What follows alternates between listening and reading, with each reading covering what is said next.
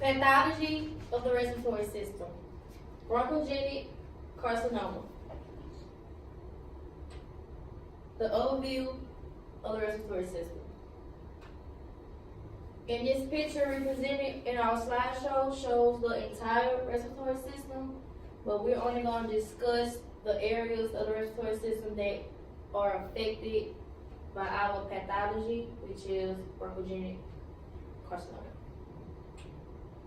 What is the purpose of the respiratory system? It oxygenates blood and removes carbon dioxide from the body. So there are generally two parts of the respiratory system, the upper and the lower. The upper respiratory system includes the nostrils, the pharynx, which receive air from the nose or the mouth, the larynx, which receives air from the trachea, right here, which is presented in the model. The lower respiratory system is basically what we have included in the model. It includes the lungs, which is the major role is oxygenation of the body. The bronchi, which moves air from the larynx to the lungs.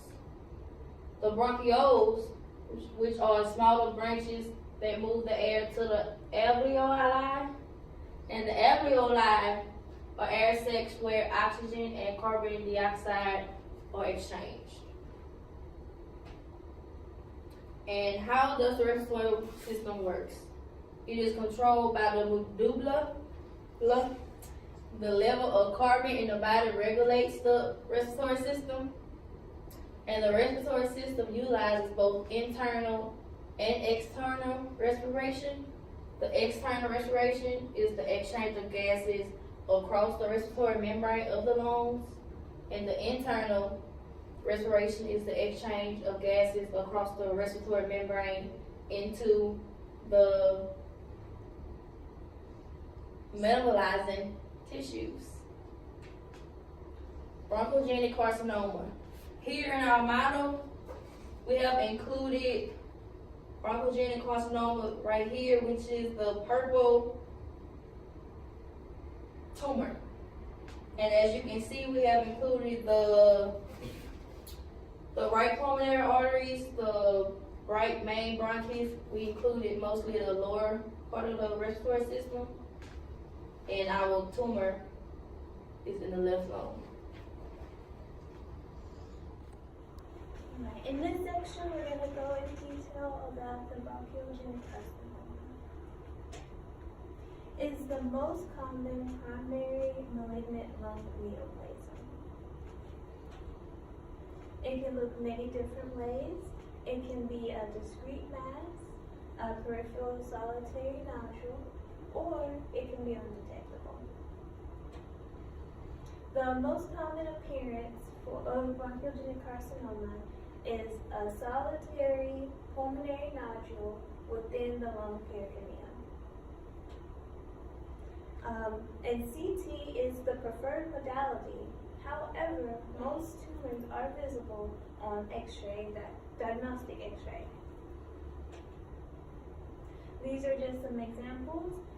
You can notice here on the lateral area that's not quite normal, and then you can see it again over here on the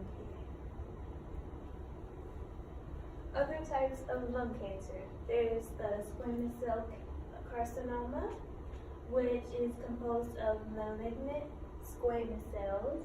It usually causes gradual narrowing of the bronchial lumens. There's also adenocarcinoma, which is smaller than most of the bronchogenics and located in the peripheral of the lungs. It's composed of granular epithelium. Then we have the small cell carcinoma. It is made up of small cells with blue nuclei and little cytoplasm. It causes enlargement of the hilar lymph nodes. And then you have the bronchial-avicular carcinoma, which actually is a form of adenocarcinoma.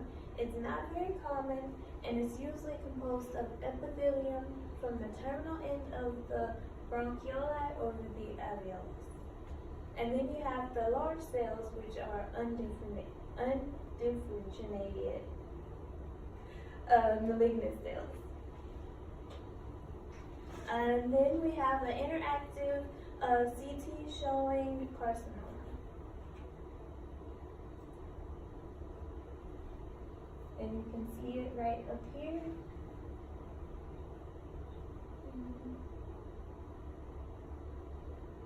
And this is going to be your coronal view.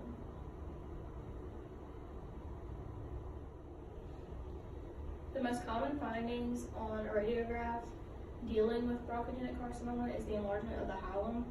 It's usually the earliest sign of this form of cancer. The enlarged hilum represents the primary carcinoma arising in the major hilar bronchus. It usually metastasizes to the enlarged pulmonary lymph node from the lesion that's in the lung and spreads throughout the bronchial tree. Airway obstructions have been known to happen. It causes a diminishment in the air within the lung and reduced lung volume. It's been known to lead to pneumonia. The absence of air in the bronchioles helps to identify this kind of pneumonia. Cavitation often occurs, which is the formation of cavities within the affected area, which would be the lung in this case. Usually, you can see upper lung lesions that resemble acute lung abscesses, and you see a thick, irregular lung wall. Here we have an interactive CT showing cavitating bronchogenic carcinoma.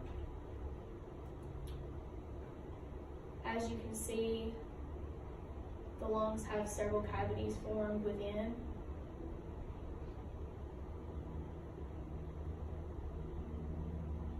Along with this solitary nodule tumor right here.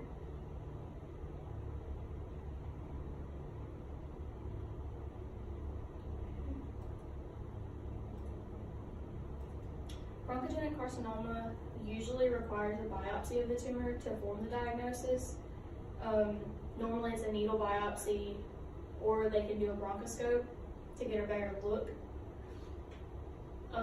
This type of cancer has a really poor patient outcome, except for when it is a solitary pulmonary nodule that can be easily excised. The most common area of mets is bone, brain, and adrenal glands. And the only known treatments are surgical resection of the primary nodules or radiation therapy or chemo.